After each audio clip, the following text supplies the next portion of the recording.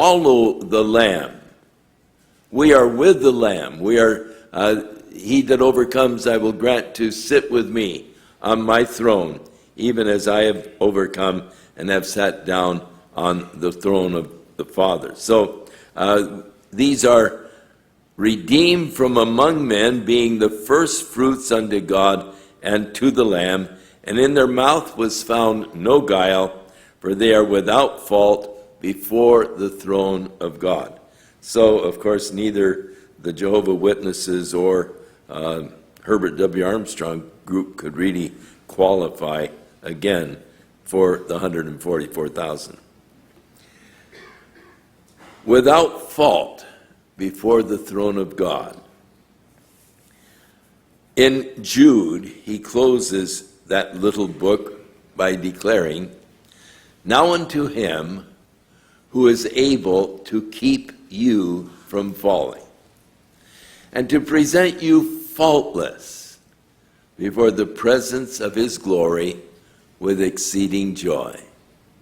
When the Lord presents you to the Father, faultless, exceeding joy. And so these also are presented faultless before God. And the only way we can be faultless is that our faults have been washed and cleansed by the blood of Jesus. So John said, "I saw another angel,"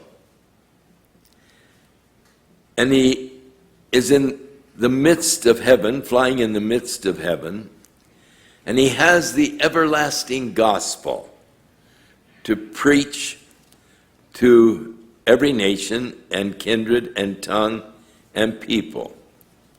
And he says with a loud voice, "Fear God, give glory to him, for the hour of his judgment is come. Worship him that made the heaven and the earth and the sea and the fountains of waters." Here to me is a very interesting and an amazing thing, and that is we are in the Great Tribulation period. It is almost over. There are only 7 vials of God's wrath that are yet to be poured out, as we will get in chapter 16. Most of the damage has already been done from the great judgment of God. And even at this point, you might say the last hour, the last of the Great Tribulation period, God is still sending his angels to bring the everlasting gospel to the people on the earth. And I look at this as the grace of God still being extended for those who will turn to worship the Lord and to serve the Lord. So this angel is calling on them at this hour during the great judgment period and declaring to the people, "Fear God and give glory to him, because the hour of his judgment has come." And God's still offering salvation unto them.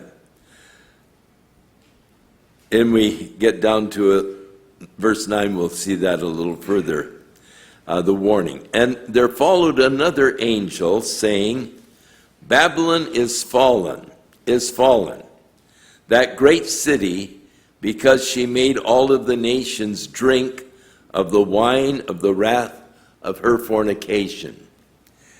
When we get to chapter 17, a couple of weeks from now, we will take a look at this declaration, Babylon is fallen, because we will be dealing with Babylon, the fall of Babylon, and this is that religious false system, and we'll be looking at the Babylonian religion, and where really, you remember the Tower of Babel, and where God destroyed the people, separated them, and so forth.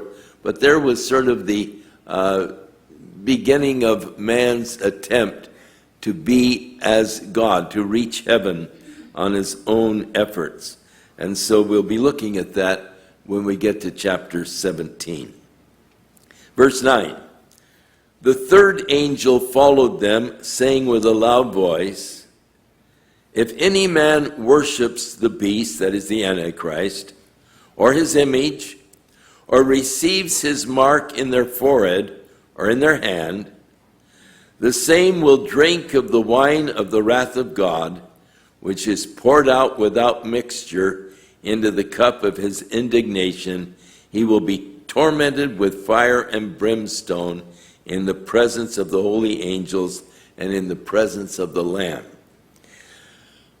Back in chapter 13, we read concerning this man of sin, actually the beast he's called, who rises out of the nations, who controls the world, and who requires that every man take a mark in his right hand or in his forehead, and unless you have that mark, you will not be able to buy or sell.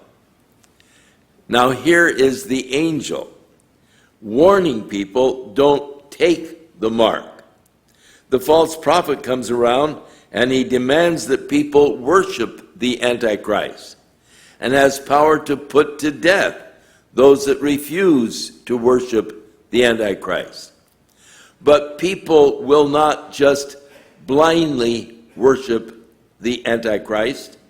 They will be warned by the angel not to do it, flying through the midst of heaven, declaring that if anyone receives his mark in their forehead or on his hand, they will drink of the wine of the wrath of God, which is poured out without mixture into the cup of his indignation. And he will be tormented with fire and brimstone in the presence of the holy angels and in the presence of the Lamb. And it goes on to say, the smoke of their torment ascends up forever and ever, and they have no rest day nor night who worship the beast and his image, or whosoever receives the mark of his name. Let me just say, there are some of you here tonight, I know, that you sort of are a little skeptical about the Bible and what the Bible teaches concerning the future. I have to confess that I don't understand your skepticism. I think it's because you don't have all of the facts. I think if you really would study it and look at the prophecies and see how they have been fulfilled so accurately, you really couldn't have any question or skepticism concerning these things that are going to happen. The Lord, up to this point, is batting 1,000%. Not one good word of prophecy has yet failed. And if you are thinking, well, you know, that's not going to happen, that can't happen, you are only in a fool's paradise because of the fact of God's proven record of accuracy in prophecy. God said I would do it, and I have done it. And that was concerning the nation of Israel, going back to the land and redeveloping it from an agricultural base, as an agricultural base.